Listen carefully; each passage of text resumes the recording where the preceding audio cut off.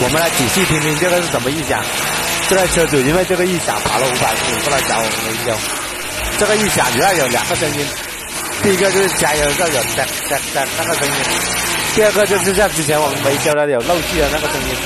我们再来听一下第二个声音，一松油的时候有这样那个声音。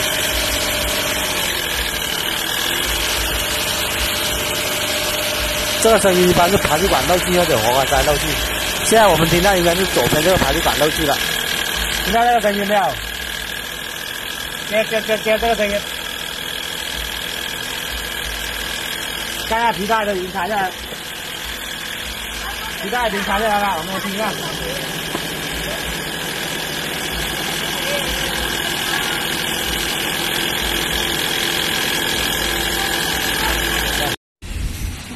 现在我们把进气管插下来看有没有哒哒哒哒那个声音。现在我们启动听一下。